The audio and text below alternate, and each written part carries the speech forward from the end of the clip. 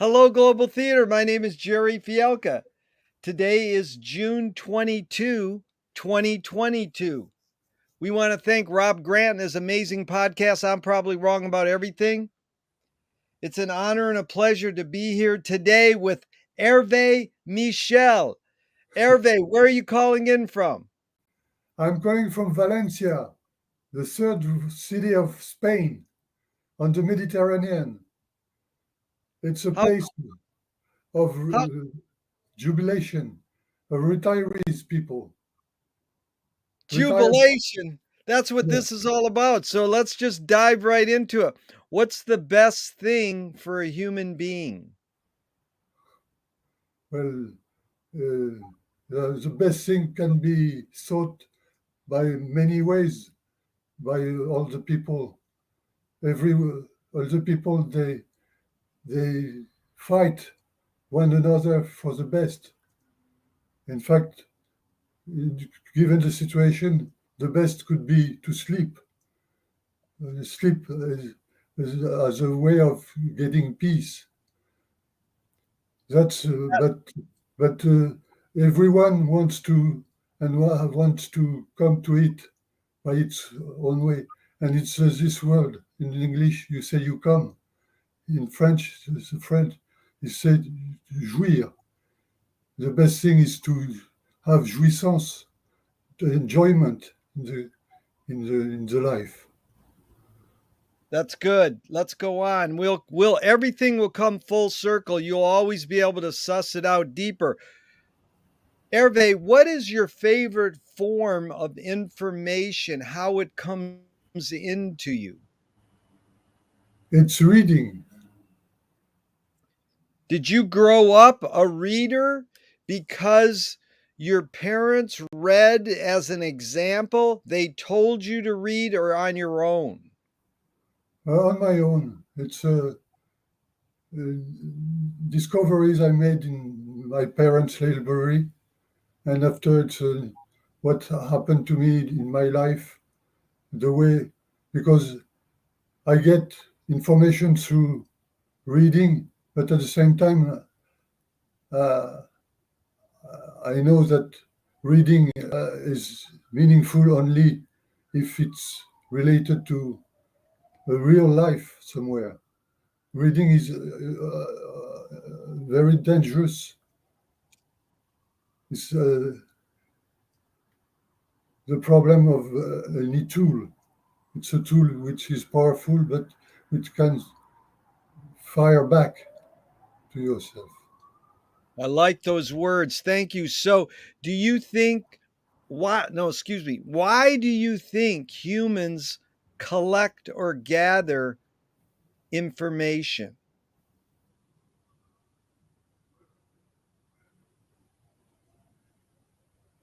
It's difficult to make a distinction between information and language. So it's just a way to act. The way you act, you use the language, and the language is information. Right. So, we're going to get into language. You're anticipating the questions. Very good. Thank you.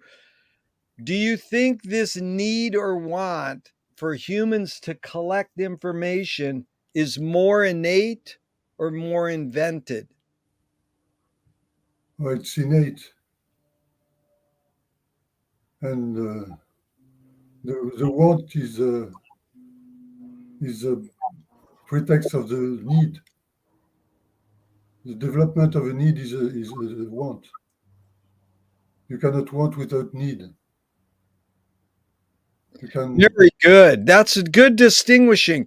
Fill in the blank. I don't know what I think until I I've read it.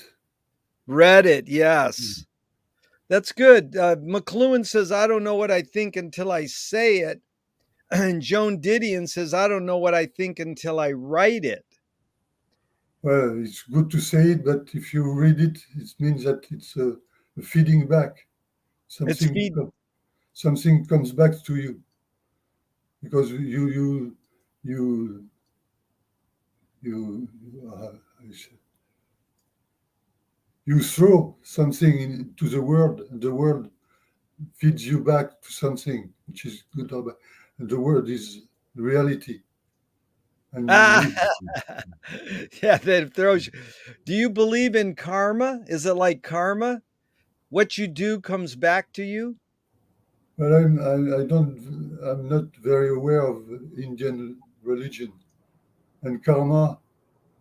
Karma for me is destiny, Destiny, and yeah. and at the same time, I think we are totally determined and utterly abandoned. Both. You mean we're abandoned and determined. Yes, Um, you you find yourself, and you're not very aware of what you are. And the world gives you back something which is other. yeah. Can humans think without language? No. Shall I develop? You can develop any of the questions you can carry on if you want. Either way. Well, we can argue that observing animals, for example, you can find signs of intelligence, and this intelligence should mean that there is a way of thinking. But what forbids me to go too far in this direction is that the animal he needs to be uh, carried by the human conscience.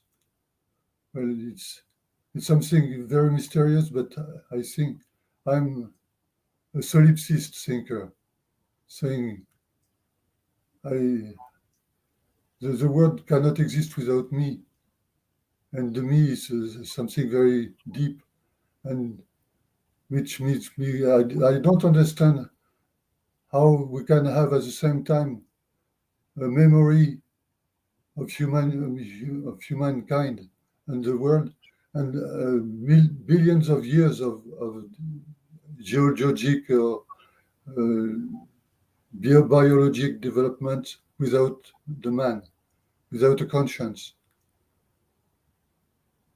Perfect. And You really, yeah, we have you're history is like your own history. You don't know, you don't remember when you have begun, when you were born. You were there, but you don't remind this time. Very important. yeah. You're anticipating a lot of questions. We're going to get to this. Very good. Thank you so much. I'm learning a lot. Chomsky says a language is not just words. It's culture, tradition, a unification of community, a whole history that creates what a community is.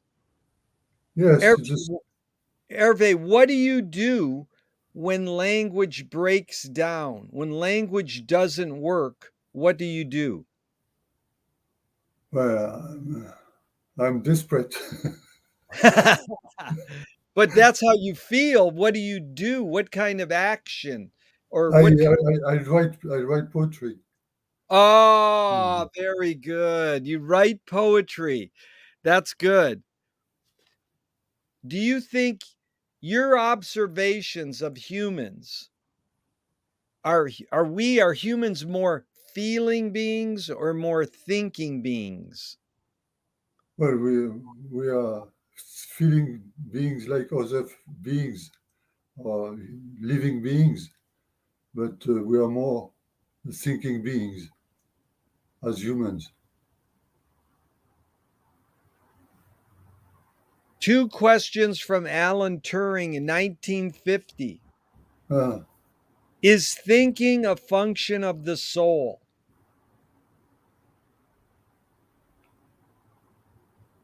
I don't, in my system, I, I don't locate precisely what is soul.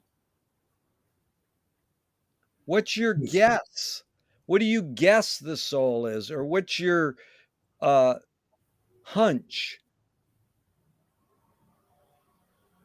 Yeah. So what should be the soul? The function, the function of the soul. The function of the soul is not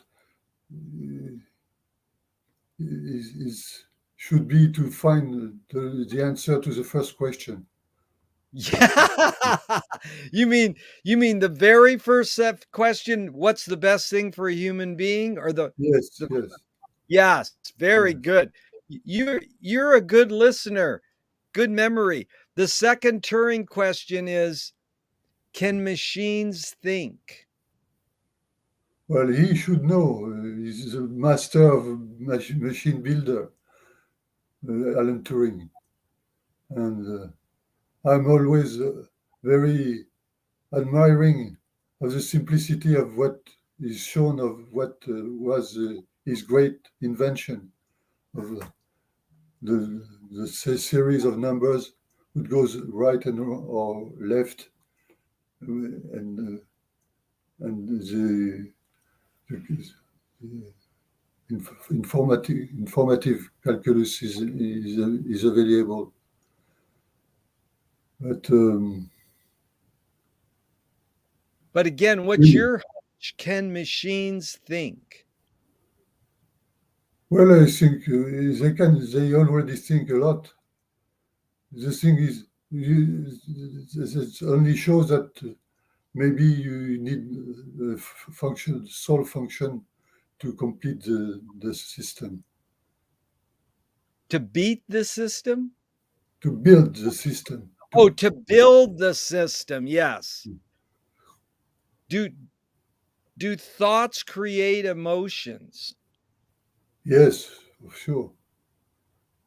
That's why it's so important to tame the thoughts, Tame the what? tame the thoughts to get control of your thoughts. Source, Source. No thoughts, th. Oh, Oh, thoughts. Sorry, I misinterpreted. Thank you.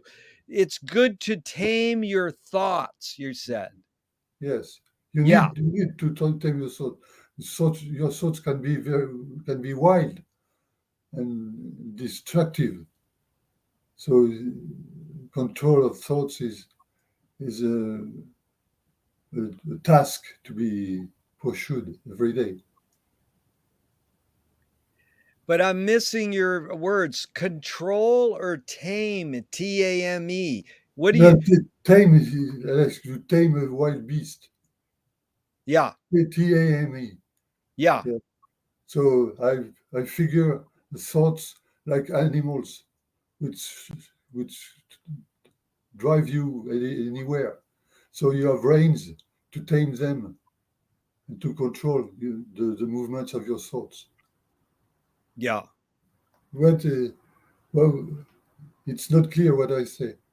No, it's clear. I'm just going to repeat because I want to hear it clearly. It's not you're saying it fine. I just want to be sure I understand. So I will repeat. It's not you. You're doing great. Do you more pursue happiness or more pursue meaning? Well, I should pursue happiness, but in fact, I'm pursue meaning. Really. Yeah, but Viktor Frankl says meaning lasts and happiness doesn't. Why do you think you should pursue happiness over meaning? Well, because of the first question, the best for a man is to get jouissance, enjoyment. Yeah. And judgment, that's a form of happiness. But on the other hand, this may be too abstract. In fact, the pursuit of meaning is also a source of joy. Yeah. So it's not so clear cut. You touched on consciousness a little. Does the brain more detect consciousness or create it? Like, is consciousness there bubbling away and we're detecting it, or are we creating it? Oh, we are creating it. Well, it's a development. You are this ability to create consciousness and is developed or not. It's good capacity that you fulfill or not. You can live without developing your consciousness, very low level of consciousness, or you may have the chance or the resources to develop consciousness with all the ability that and that your body entails. What's faster, speed of light or speed of thought? Well, Einstein said the speed of light is the maximum, absolute speed. So speed of thought cannot be more faster than speed of light. Great poet Audre Lorde said, "You can't dismantle the master's house using the master's tools." Yvonne Rainer responded, said, "You can if you expose the tools." The basic question, Herve, is what new tool do you suggest? But let me put it into context. All these questions, you put them into the context you want. So just because I open this question with a few cute quotes doesn't mean you have to apply the quotes. I'm basically saying, what tool do you gravitate towards? But if you want to add the word new, what new tool, that's fine. And if you want to say for a tool for dismantling the master's house, that's fine. Uh, it's very thick. The tool is the master's way of dominating. Uh, I would use a Marxist language to say that the, the upper class gets the means of production, controls the means of production. Means of production means the technique, all the tools. So uh, the master exposes the tool for the way to he wants the lower people to use them. So what new tool? Do you suggest? It's hard to suggest if tool means domination or to find a way that's domination to to bypass this apory of domination, finding a way of using the tool. It's utopian, the pursuit of happiness by democratic control of the means of production.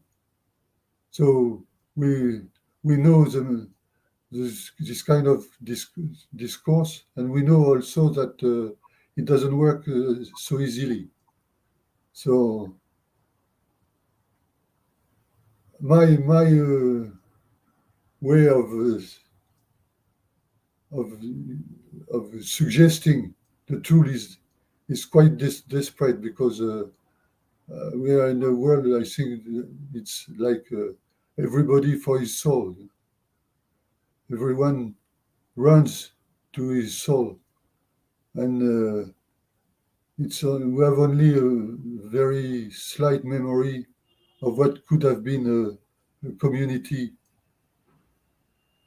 and control of the tools. So the tool according to my experience, is what what everyone can make as art in his life. That's the path I think would lead to sort of a kind of an answer to your question. Yeah. Hmm. What do you worry about when you go to bed at night? I don't worry. Good. Hmm. Marsh, No, no, I try to find a way. Well, around my bed, there is no worry. nice.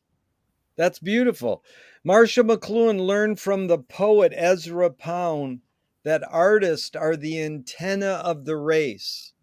So by artist I mean painters, poets, filmmakers, you know, every whatever you consider art in general, not just artists meaning painters.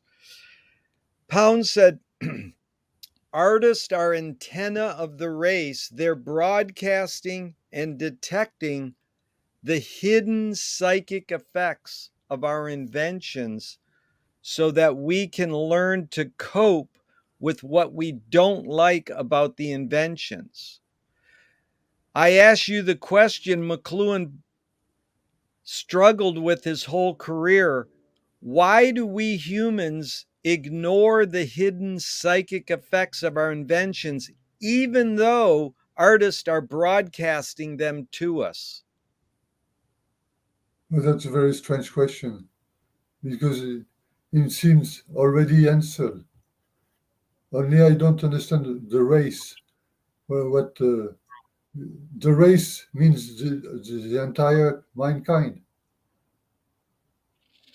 Well, that's the interesting. What Pound was saying is up to interpretation, but in general, I would say he's he's indicating artists broadcast their antennas of humanity, of humans. Yeah, He just chose the word race. Yeah, I would say just humans. They're antennas of humans. yeah. Well, I don't see what I can add to this sentence. It's pretty clear, I and know, but if your poetry is saying stuff that's a little deeper, why do humans in general ignore the depth that art can go to? well, that's what I disagree is that I don't think man ignore what artists are That's broadcasting through antennas. In fact, the artists have had a great influence in very since very long time. In yeah, if we look at very old the civilization, we see what the artists made, and at times they made things we don't even know to repeat now. It would be difficult to make I don't know pyramid or or but the way in poetry or the music, the song, the way of singing the language, and the state, for example, of the Greek language at the time of Homer entails uh, capacity in the heads, the singers of the time, which were very, very strong, with a capacity that it's sometimes rare to find today. yeah, I think Yeats, I because I say these questions doesn't mean I'm agreeing or disagreeing with them. So yeah, that's definitely I agree with you in a lot of ways how you tackle in analyze the question. Yeats said, "How can we tell the dancer from the dance?" But Herve, do you think artists have moral obligation? not no no not more than anyone else. Yeah. That's a moral obligation. It's for everybody. You don't have to kill. You have to respect life, and you have to be true to uh, well. So even there is always this problem is that with modern art or art in general is accused of favoring immorality. There's purist language accusation against the artist, accusing the artist to be against morality. For example, in theater or to show things which are against um, prudery, to or to make things which are against beauty, or, or well, uh, so I'm forgetting the question, but I just want to state that first, the artist has no moral obligation, and second, he always acts by destroying the sense of morality only to justify himself that, that he's searching for higher morality. And for this, it's outside the concept of obligation of morality.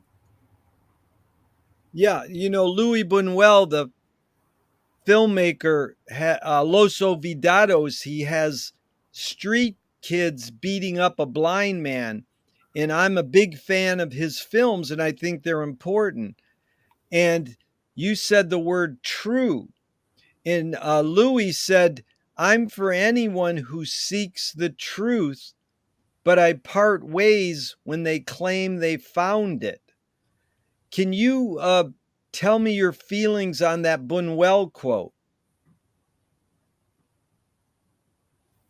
Well, Buñuel always starting from the Chien Andalou. It's a film he made with Salvador Dali when he cuts open the eye. And the strange thing that this operation, James Joyce suffered the same operation of having the eye slit open to cure it. So it's what Buñuel says. It's illustrating what I was previously saying that the, the, the the representation of an immoral act is among the tool of an artist, uh, uh, beyond the obligation of morality. It's like the title of Nietzsche's book, Beyond Good and Mal, Good and Evil. I don't know in English, Beyond, au-delà du bien et du mal, beyond the good and the evil. Yeah, it's Beyond Good and Evil, Nietzsche, you mean? Yes. Yeah, Beyond Good and Evil. Yeah. No, that was good. You're smart, man. I'm learning a lot. This is amazing. Are you more afraid of new ideas or more afraid of old ideas? Oof, I may be afraid of ideas, news or not. It can afraid me. I can be afraid by any ideas. Uh, I'm I'm very frightful because I'm not sure of many things. So I Can you wait for the idea which would reassure me. A good idea and an idea which give me a sense of security, safety. Yeah. Can you conjure up your earliest memory ever or one of them? Well, it says a boat on a crossing sea to go to an island. What I was to be uh, have a surgery. When I was a boy, a little boy, I had a defect on my legs, and I had to suffer surgery to have my legs straighten up. And so I had to leave my parents when I was not 3 years old. And I was on this island a few months to suffer this surgery. And it remains in my mind with this picture of this image of the boat going to the hospital. Is memory more a curse or more a blessing? Oh, it's a blessing. It's one of the great resources for information. Herve, tell me someone within your immediate family, then outside your immediate family, who had an impact on you, like a role model, just briefly, and what specifically was that impact? Well, I don't have a role model. Uh, I I have the feeling that I thought by very a lot of experience or the ways I followed in my life. I was always hoping to find people I would take as role model, but I didn't find them. I didn't find any. I can't find a, a remembrance. I cannot remember. Well, I can remember people who impressed me at the time, but generally I was deceived after a while. Even great artists. That's a uh, that's a weakness in my character that I don't build on other people because to have a role model is to accept the whole chunk of reality. Uh, Did your parents raise you a particular religion? well, I was raised Catholic, yes. They were not militant Catholics, they were the common people religion. But I was I had periods of my rearing where with movements of religious faith when I was 12,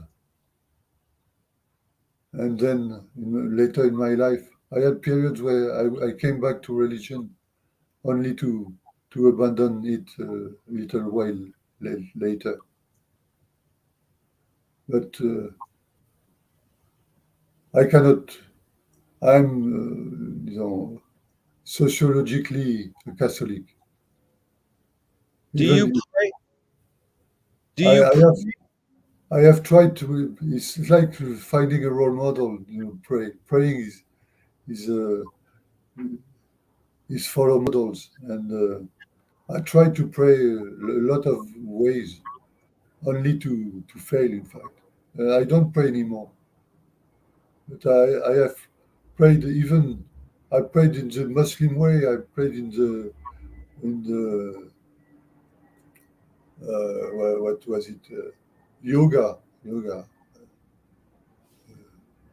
or If uh, if God if God exists, if God does exist, what would you like God to say to you after you die?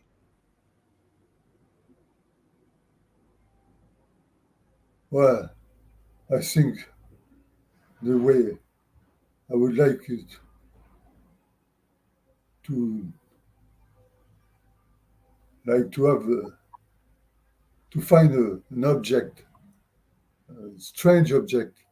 The object would remind me, and like a voice would say, "Sorry, I'm late." You mean you found like a rock and you want you to say to the rock or the rock would say to you, sorry. The rock would mean the absence of God. Oh, I see.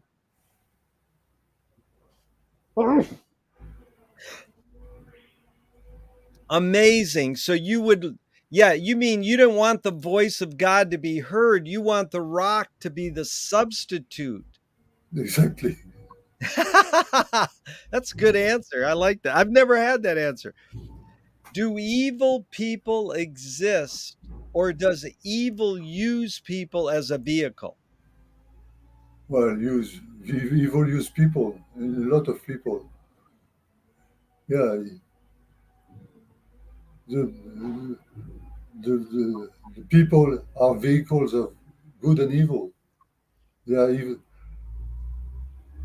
I, it's in the Indian religion, I think they insist in the fact that your body is the vehicle. So the evil, uh, evil is a sort of any sort of thing which can be ve- transported by vehicle.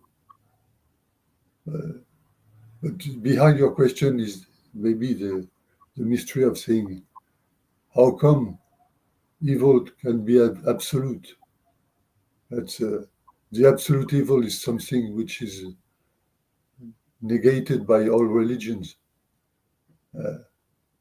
But it's like creeping somewhere that the absolute evil exists.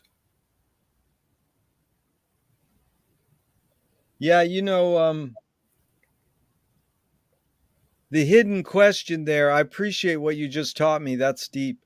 Um, is how do you advise someone to deal with an enemy? And I'm going to give a few modern thinkers' thoughts. Alan Watts says, if you acknowledge your enemy, you empower them. Coppola stole from the mob and the samurais, keep your friends close and your enemies closer.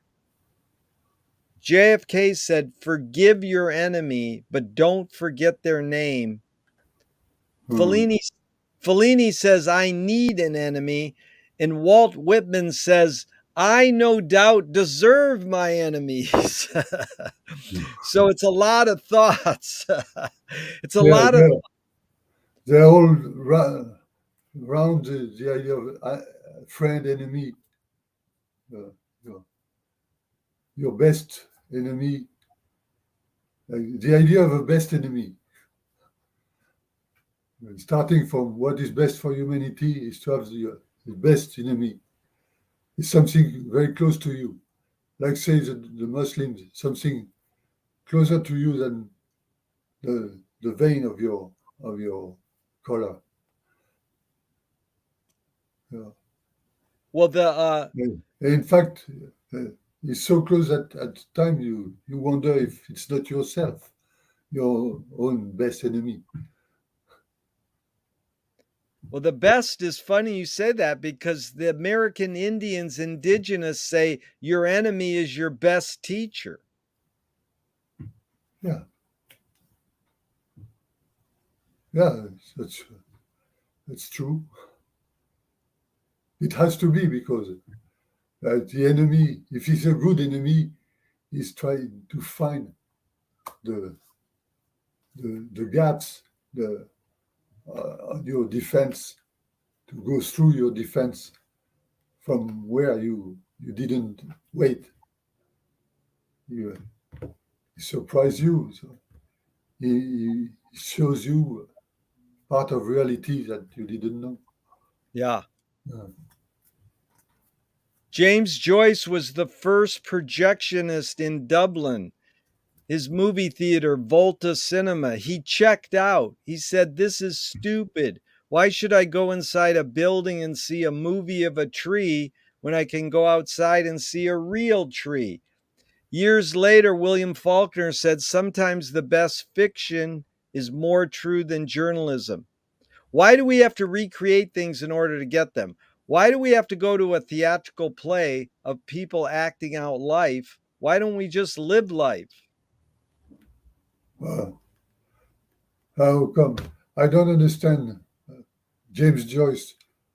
In fact, James Joyce has a problem. He said some at the time that he had no imagination. Uh, to as a how come an artist say how come we need image instead of reality? Or in fact, we have no reality if we don't have the image and the reproduction. It's it's like all the questions you asked about thoughts and information and meaning and all this is for this mystery that we we need to have all the images of our culture. You use the word culture also. Uh, you quote me somebody who says that the language is McLuhan. No, yeah, Yeah, yeah. Chomsky said the culture word, but go ahead. Yeah, that's Hmm. good. So uh, I think we need to understand things, and to understand you make schemes and you rather up systems of thoughts with images. Well, another poet, Auden, said the mystery of art is that we don't know if it activates or pacifies us. Oh, well, I should say it's a two function of art: activate and pacify. Uh, it's for me, it's like the, the day and the night, or the sea on a beach where it comes and retires and comes back, and so it's movements of the mind. We Yeah. appreciate the, in the act of appreciating a moment of art. I can go through peace or through a very warlike movements, violent movements. Well, a lot of work of art represents war, like Iliad.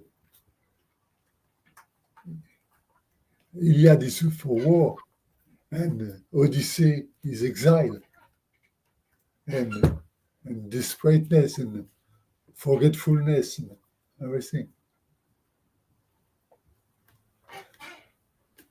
But we, by reading them, we know that we are working for a recovering peace. That's amazing. Really well put. A German government official walked into Picasso's art studio in Paris when he was finishing Guernica. And the German turns to Picasso and said, "Did you do that?" And Picasso said, "No, you did."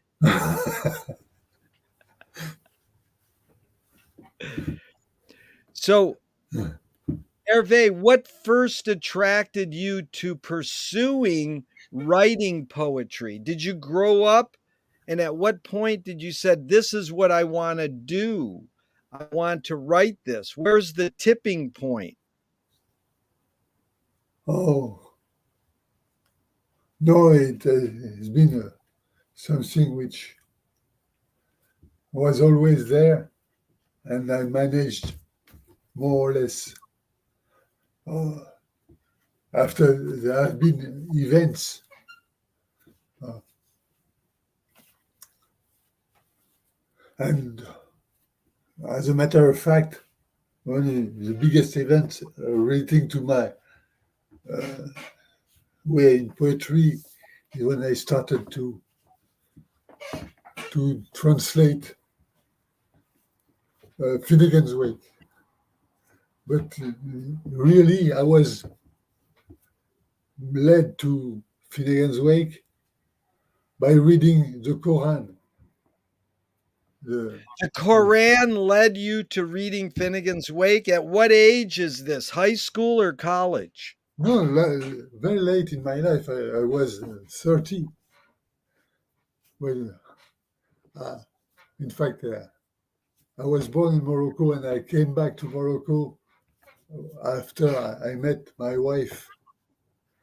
And I was 28 when I went back to Morocco and I read the Quran at that time. And having read the Quran, I think I was searching for a work of a piece of literature which would be analogous function than the Quran to the reality of Muslim society. So I I found that the way that James Joyce uses the language was kind of prophetic, uh, not not to uh, not a prediction. Is a prophecy is a way of using language to modify your image working of the mind. It's like Yeah, to modify the image. Talk about what that means more. To modify your self-image, your image of of humanity. What the language being the like the ocean or the material in which you are completely soaked and you correspond and you build your life, all your social life and private life, and all this is reached through language. So when I say to tame your thoughts, you have to go through the inner innings of the language. It's like going in the workshop of the language and making uh, comment c'est little men made of mechanics, mechanical mechanic? Yeah, puppets, yeah, making puppet. puppets. Beckett said the wake was language about language. Oh, yes, exactly. Yeah, That's exactly but that. what did you go to college or school for? Because so you found the wake later. What did you study to be? What was your career? Oh, in fact, I was to high school, look, mainstream education. Uh, After I got to the age of university in '68, and it was a revolutionary time in Paris. So I was extremely moved by all this, and I followed like the American lemma, the Timothy Leary, tune in, turn on, drop out. So in fact, I dropped out, and I traveled in Africa, Middle East, until I met my wife, and after around 30, when I was 30, I got into the French administration as a civil servant.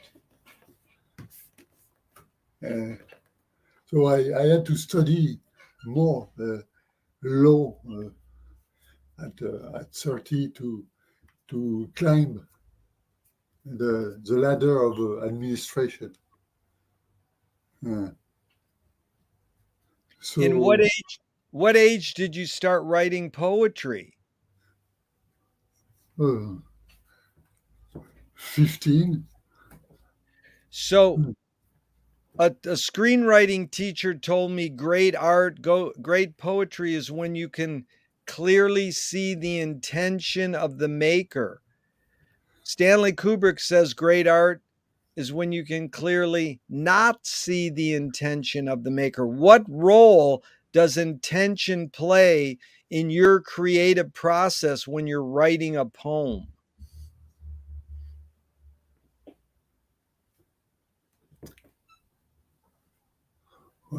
So I'm not sure Kubrick is right. Uh, you can, like, the maker is the manipulator, so he can hide things. Uh, but to appreciate the work of art, uh, I'm not sure it has to show the intention of the maker. Yeah. Eh, as for my personal experience, my intention is a question. Yeah. What do I want? What do I really want? I'm not. And in fact, I progress by negating each space the former to go one distance ahead.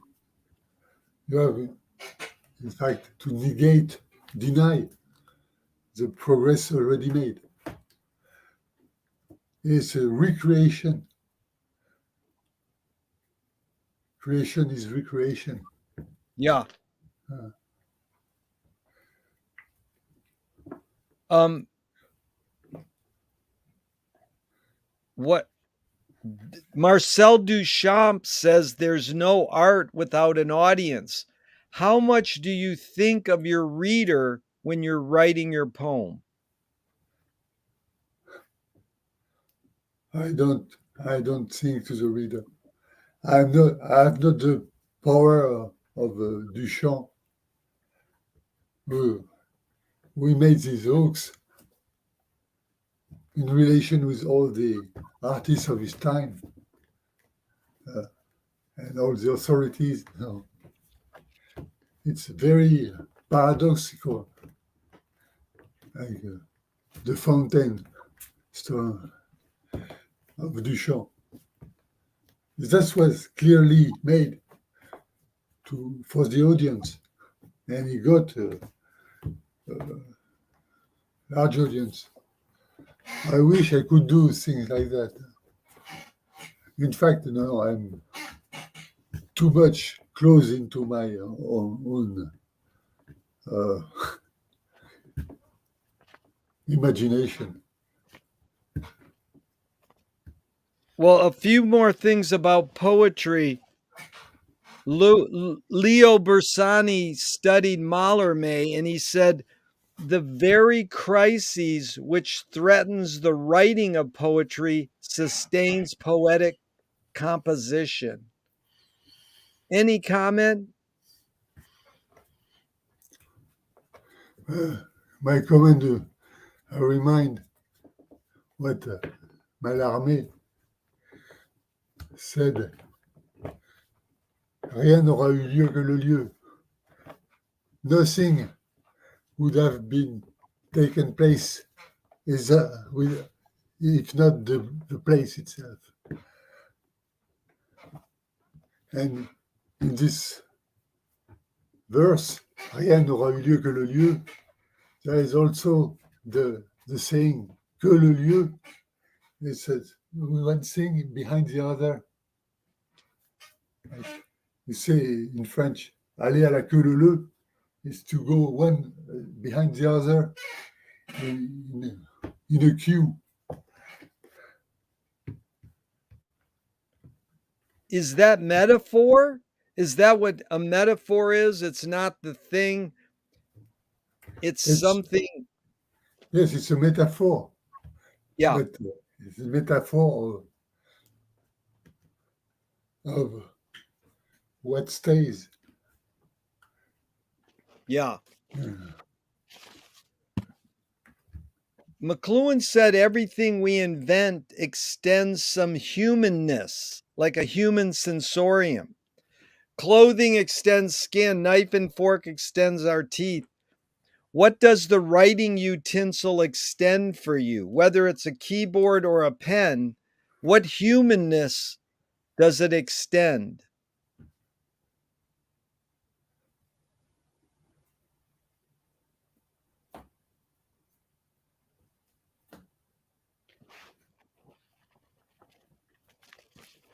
I pass. That's all right. Yeah. What was the motive of the cave artist?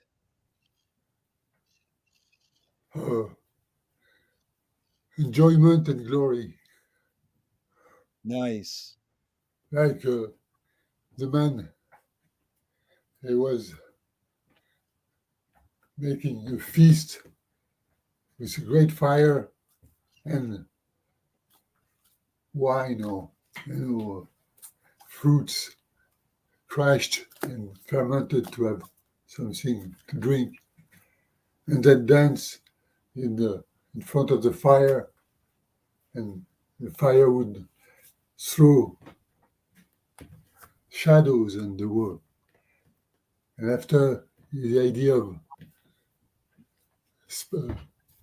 spraying paint or color on the walls to make an act which is the deed of the hunter,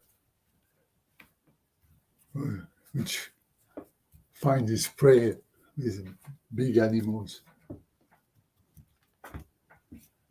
The hunter of big animals is to get power in the tribe.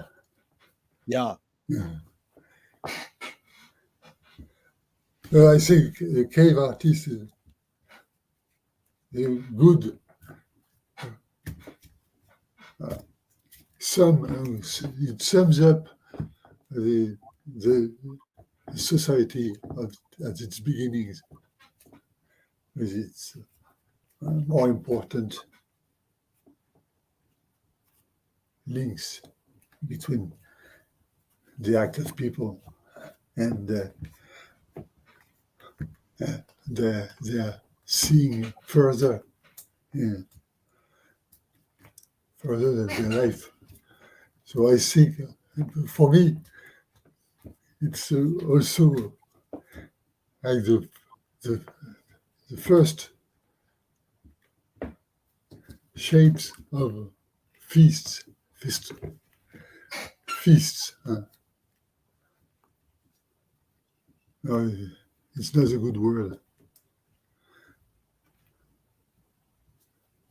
Well, glory was a really good word. I like you said glory, enjoyment and glory, power of the tribe. Those were good words, but T.S. Eliot said that poetry is outing your inner dialogue. What language is your inner dialogue in? Well, it's a sort of a French. Uh,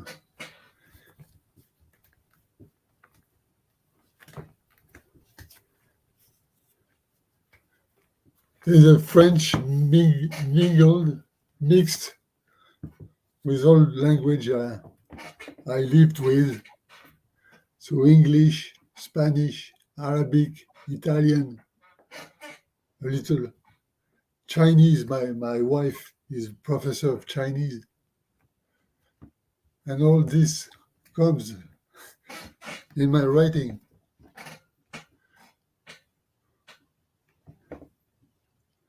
What's more important, conviction or compromise? I think we need both. Yeah. You have to compromise finally to get to something. But if you are not convinced, you compromise on few things. In your accomplishments, Herve, rate these three elements: luck, skill, and ambition. What played the biggest role, second and third?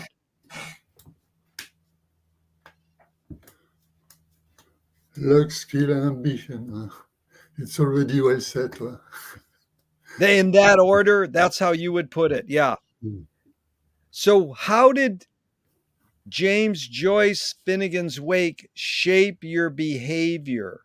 Do you read it out loud with a group of people? How do you tackle it? And tell us how it shaped you, shaped your behavior. Well, it shaped my. It gave me powerful tools to go ahead in my literary experiments. All the texts that I have assembled, uh, shaped up. But uh,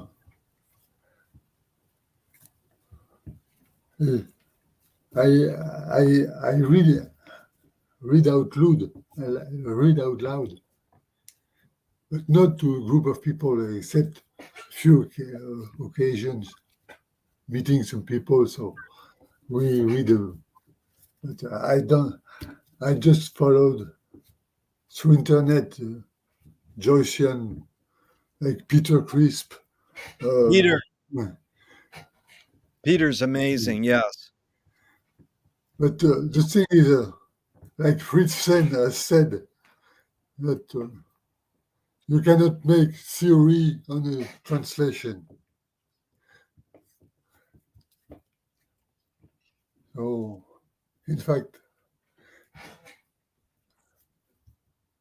uh, it's a pretty empty landscape that I have around my translation.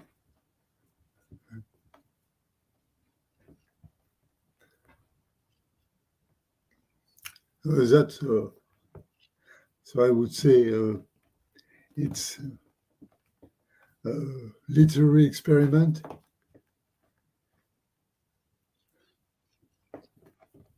but not a practice, a collective practice. It's, I stay like a fool in an island or somewhere. The exercise of an hermit.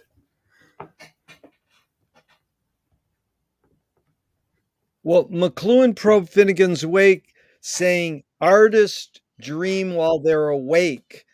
Everybody dreams while they're sleeping, but artists also dream while they're awake. You spoke earlier about the need to sleep and find peace. Have dreams played a role in your creative process writing poetry? Hmm. Not by transcribing what I see in dreams. It's just like a confirmation of, like Shakespeare said, life is of the same stuff than dreams. So I feel that life is like a dream, Yeah. but I don't write my dreams. It's Is perception reality?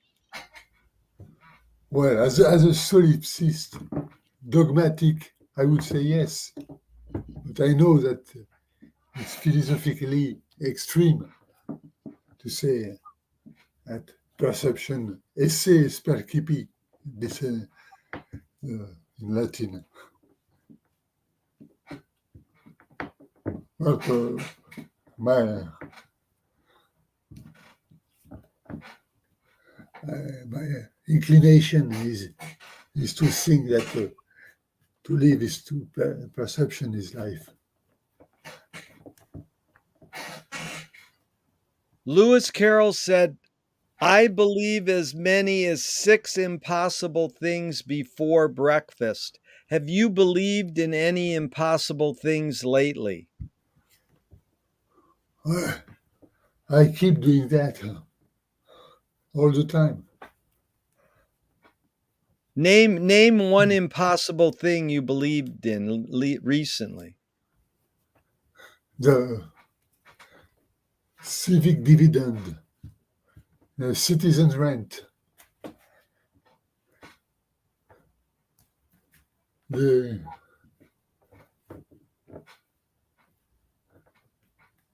it's mainly that and freedom of circulation. Yeah. That's a few words, but it makes it me that I dream awake. Impossible illustration.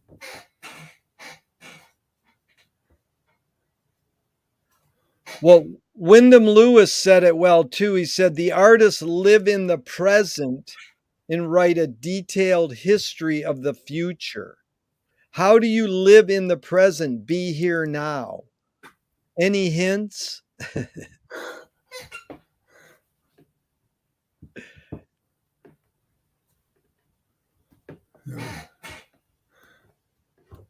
I think the artist has no great efforts to make because the history is copying itself quite faithfully. So all the missed opportunities continues to be missed.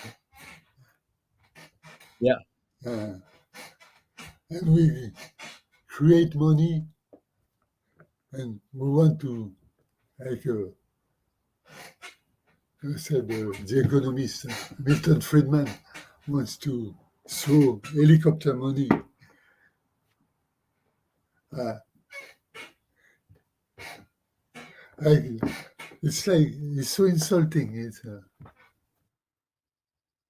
intense. And in fact, they are doing exactly that, except that they don't acknowledge the rights. It's pitiful. Yeah. Mm. Moshe Feldenkrais works with healing and movement. He says it's literally possible to identify a weakness and incorporate it to become a strength rather than we're normally taught to overcome a weakness. Herve, tell me a weakness you turned into a strength. That's my loneliness. Like I was dreaming to be a lighthouse keeper or an hermit.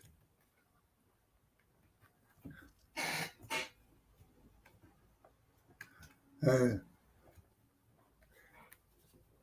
like when I dropped out, I was discussing with young people around me, and a lot would say, "No, I don't want to leave because I don't want to be alone." And I felt that that was the thing I had to do to start to go alone and to find what's possible to find. But it's a necessary step is to go to at least one step aside to make a minimum difference.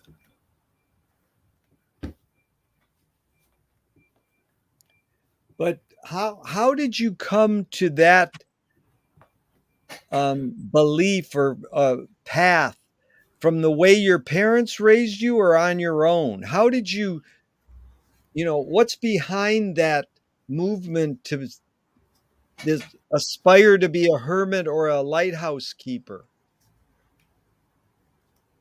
I Where did think it's innate.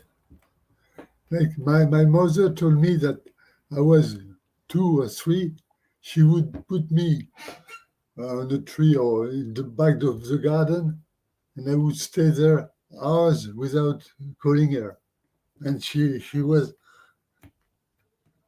grieved somehow, saying an ordinary baby would call his mother after a half hour.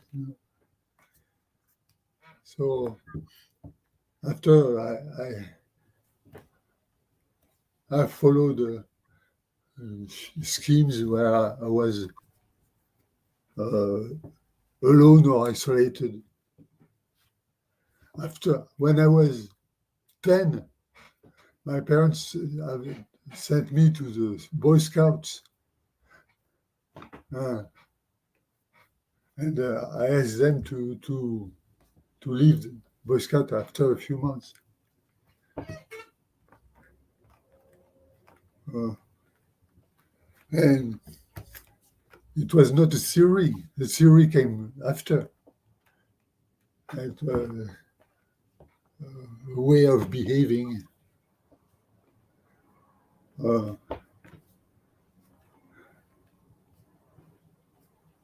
and maybe it's self-defense somewhere. self-defense? But how long have you been with your wife? It's 43 years. Well, how do you explain the longevity there? By I had made my experience. I didn't meet my wife. We met. We were both of us near 30. I was 27. She was 28, and so it was like Balzac said. It's a reason. A marriage, a reason.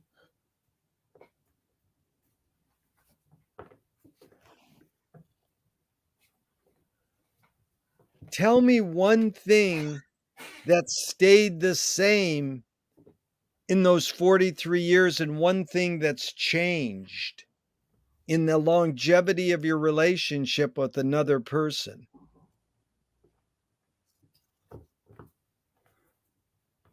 Well,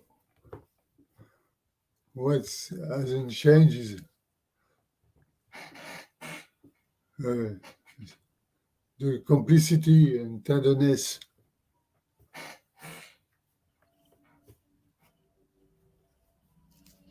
Uh, what has changed is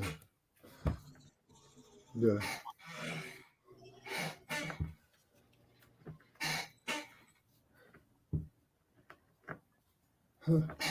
this is the weight of the age, the weight of age,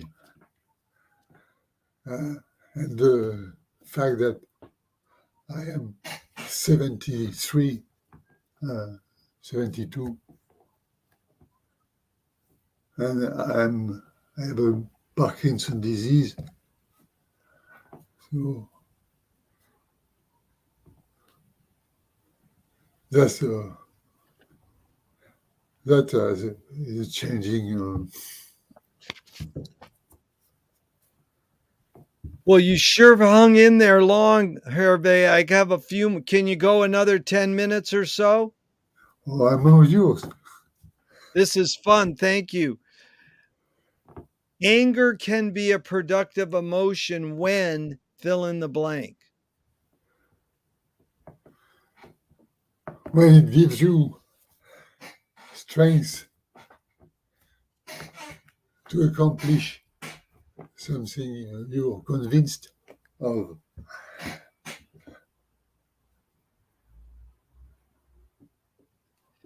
There's a saying that goes, you create what you resist.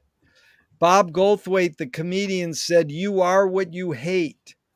James Joyce said, it's a curious thing how your mind is super saturated with the religion in which you say you disbelieve. And Louis Buñuel said, thank God I'm an atheist. Uh, So that's perfect. what do you think of this line? I'm not saying you, but one creates what one resists. You create what you resist. What is your feeling on that thought? Well, we talked about it about the enemy, Yeah. your own enemy. Uh, so at the end, the thing you resist has to be yourself. Yeah. So that's he said. Joyce said religion because that idea is very near what is culpability. Uh, uh, it's said in English, culpability. No, it's I'm not sure of that word. Culpable? well, Culpability? to be culpable, guilty, guilt. Guilty. Yeah. Guilty. It's culpability. Yeah. Guilty. Yeah. But that's Joyce all the way because well, he couldn't have written, or well, he did his work in reaction. It's sort of reactionary in a way to the Catholic religion, to Ireland, to Dublin. And how much do you think Joyce understood Finnegan's Wake himself? 50%, 80, 100, 20? How much percentage did Joyce understand Finnegan's Wake? Oh, 100%, I say. How much percentage do you understand Finnegan's Wake?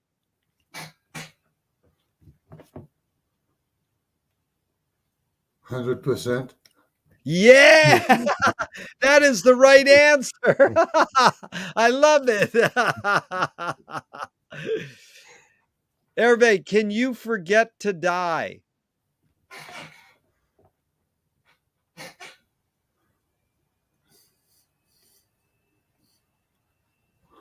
Yes, I do it as soon as much as possible.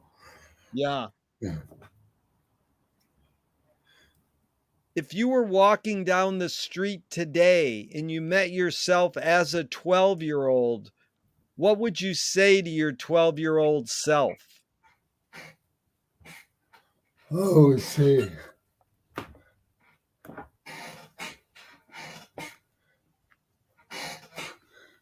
anything that you could hear from me is a lie.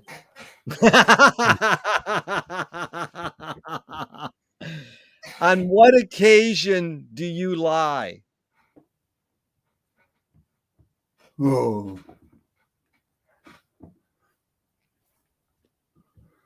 all the time. Yeah, but on what occasion? You do it all the time. Yeah, well, like Tom Waits, they said, "On what occasion do you lie?" He says, "I didn't know I needed an occasion." Yeah. Well, I probably need an occasion. But in fact, that I lie so much that I don't keep the exact way of going from lies back to truth. Yeah. I, How do you find peace of mind?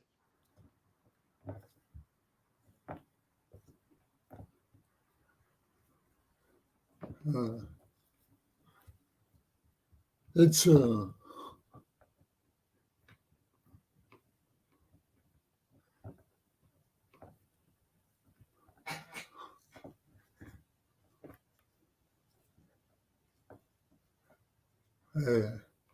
something physical, I would say, to go, to retry the limits of my body, saying, feeling that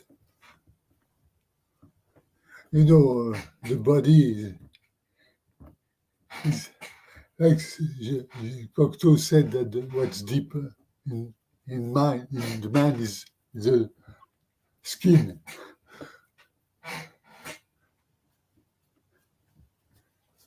You're in a world you don't know, pushed and acting with a body you don't know better. Who knows how work his lungs, his inner, his, his all the uh,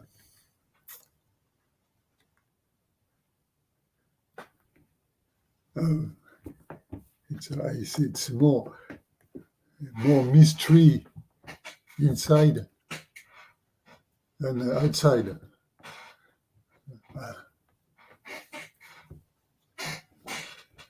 So by coming back to the feeling of what makes the difference of the inner and the outer, uh, that you restore a sort of bewilderment of what is your body and your being in the world.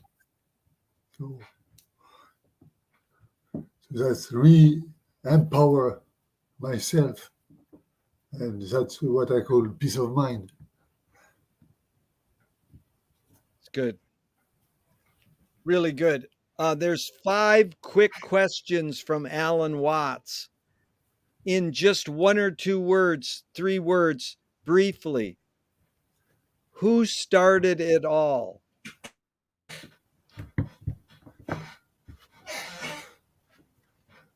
There's no, there's no beginning. Are we going to make it? Yes, Where do we put it? under the carpet, Under the carpet. 4th one, who's cleaning it up? the real man. Is it serious? No, Wow. Couple more, we're out of here. Tell me something good you never had and you never want.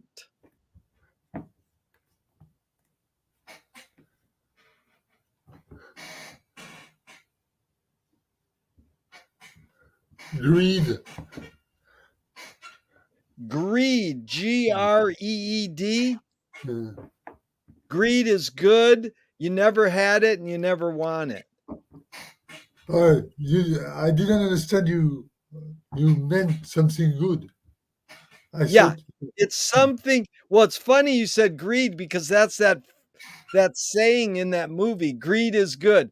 Something good you never had and you never want, but it's good.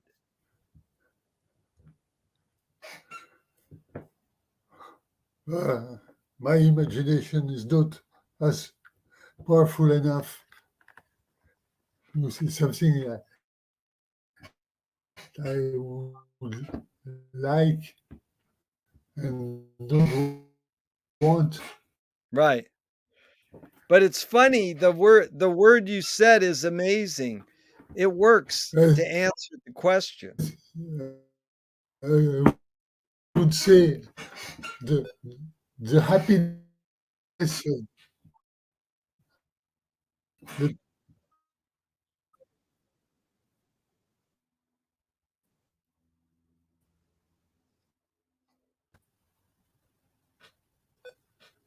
Say it again, the happy is there, well, the happiness of my fellow humans. the happiness of fellow humans. Yeah. It's good you never had it and you never want it.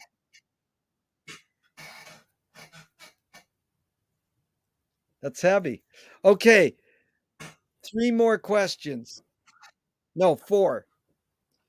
If you were in a vat of vomit up to your neck and someone threw a bag of shit at your face, what would you do?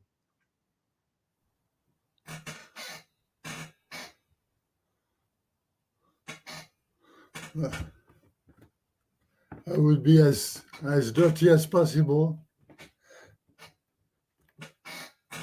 Uh, not in the evangelical way. I think I would throw back all the dirt I could. You'd throw it Uh, back at them. uh, Yeah, good.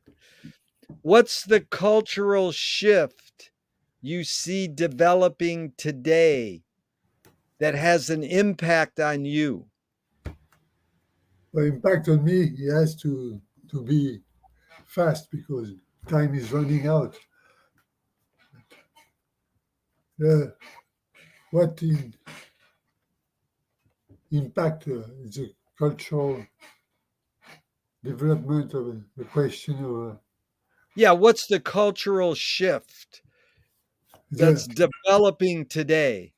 the gender relation? Yeah, It's, and the all what comes beyond the two genders, all the letters, LGBT. yeah. Uh, there is a sort of the thinking really new and thinking. Like, have you heard of Preciado? She's a Spanish philosopher. I have not heard of her, but Well, she's writing about the politics of gender. I find it very deep, but I don't understand much of what she says. But I feel it's important, and it's good. uh, How do you spell her last name? Preciado.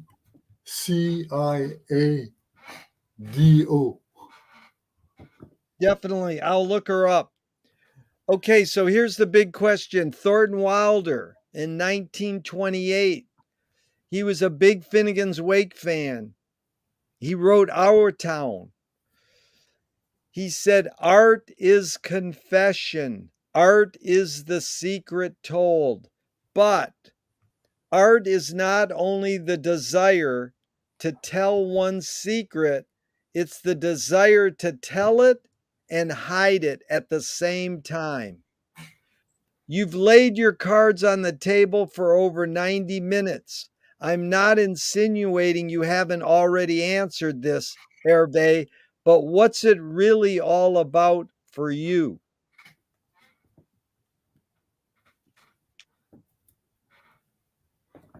Well,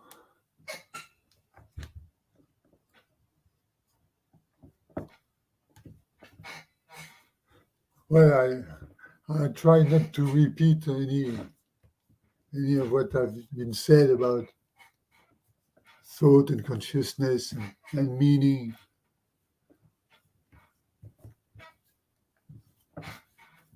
You know, like Finnegan's Wake for me personally, it is located in a system that I I have bypassed.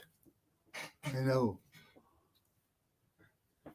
uh, so on the basis of it, I made text on using text of literature like Les Misérables de Victor Hugo, the Koran, a piece of theater of Marivaux. Uh, so what's it all about? It's to find a state like the painter of the cave artist. Yeah. To have to find a joy, primitive joy. Yeah. It's really well put. My friend, this has been truly enlightening. The last question is what gives you the most optimism? The rising sun. Nice.